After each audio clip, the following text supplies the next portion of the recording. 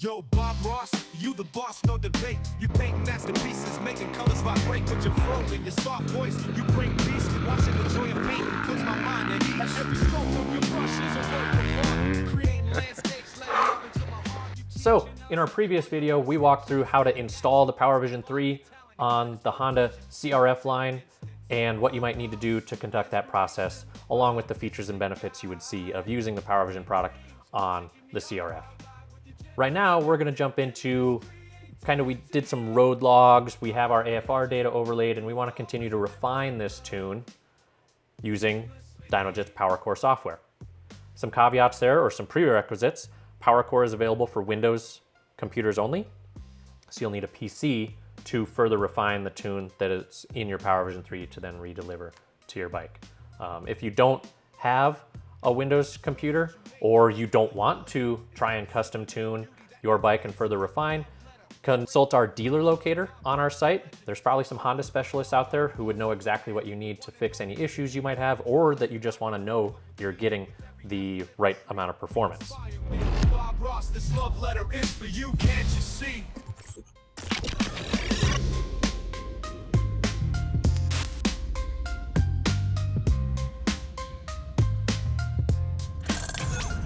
While you're on our website downloading PowerCore software, you can also jump over to where you might find the tunes for these and see if there's any updated tunes that Dynojet has listed for your bike.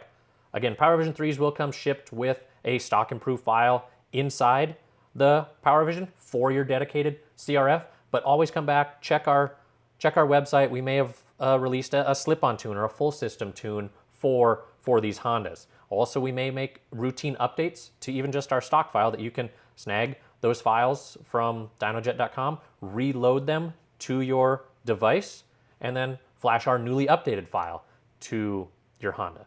So the first thing you would do is plug in your PowerVision 3 with the included USB cable. It'll enumerate in Windows Explorer as a jump drive or PowerVision. We can see that we have our DJT and stock file here that we were using. There's also a PV info folder here that would be, if we were going to license to additional vehicles, that PV info file is important, that is contained in this folder. It has the ECU serial number of the bike, the tune compat, all of those fields that we need to create a license. But specific for this, jump into the log files folder.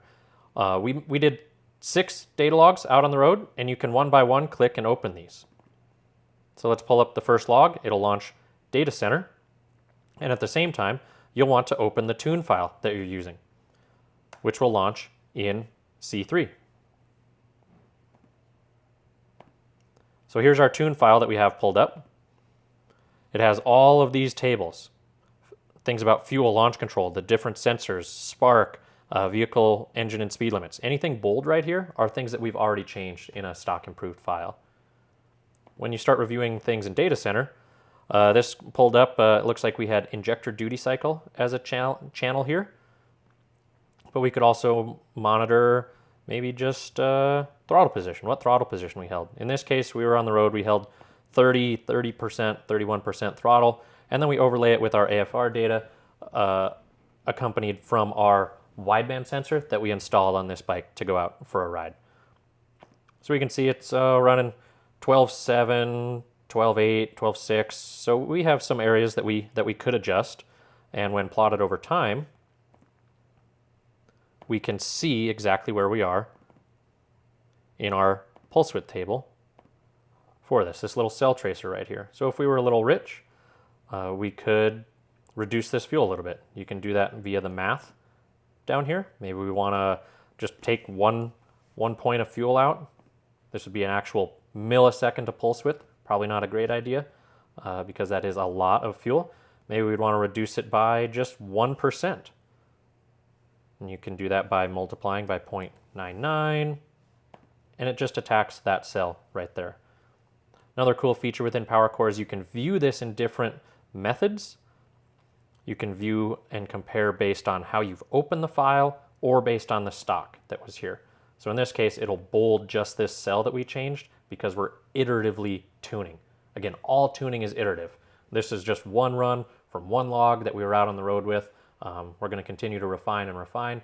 So having this as referencing the opened file here would tell us exactly what we're changing on just this particular log, or why we're addressing something on this log. So you can continue to go through this whole file all the way out. Maybe there's another point in the run. Looks like we're more than 1 point rich. We're 12.7. So could perhaps even down here, well, we're 2 points rich. So we can multiply by 0.98 there. And then actually, since everything was kind of rich through there, we can use other functions like vertically interpolating on this to address this whole area. So just pressing the V button or this vertically interpolate button can kind of smooth that through there. There's other commands that you can use like smoothing or restoring to stock or restoring to how we last saw this file. So I can either press Alto to restore the cell to how we just opened it, or we can press O to go all the way back to stock. You'll again see that bold text change as you make these changes. Control Z and Control Y to undo and redo are also active here. So that might be a fueling thing that we're after. We're just trying to refine. Another thing, we hear about twitchy throttles on these Hondas. So maybe that's based on how it's sparked. It could be lean and transitioning into rich where it starts making big power, and you can lean that out to make it a little smoother. You can attack that with fuel, or we can just stick within the timing table. Maybe this wasn't a smooth, steady throttle run. We might be kind of transitioning through. So we've got some transition, or it might be a tip-in timing adjust that we think we can address to fix some twitchy throttle. And maybe that might have been from, running from 10 to 15% throttle might be our transition zone. And we can go ahead and just pull a couple degrees. Maybe it'll smooth out through this area. And you can then subtract 2 degrees and then blend this out to let it ramp back in as, subtract 2 there, add 2 where you might want. Whatever fields you think that you can help address any twitchy throttle syndromes that you might be experiencing, you can do that through fuel or spark to really help you dial in your ride. Again, we opened one run here. We could open further runs.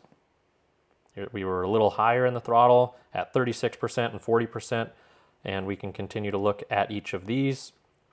So that would be our active run now. You can see we've got a tail off that's getting a little rich out here as we hold that 40% in fourth gear longer. And the cell tracer will now be out here in the bottom right, where we're at a higher throttle position, higher RPM, and we can continue to, maybe we want some more power there. So we could do any number of things to add timing, maybe right there, add a degree, and then maybe in the fueling area, like we were just seeing that we're a little rich out there, we can go ahead and in these couple cells,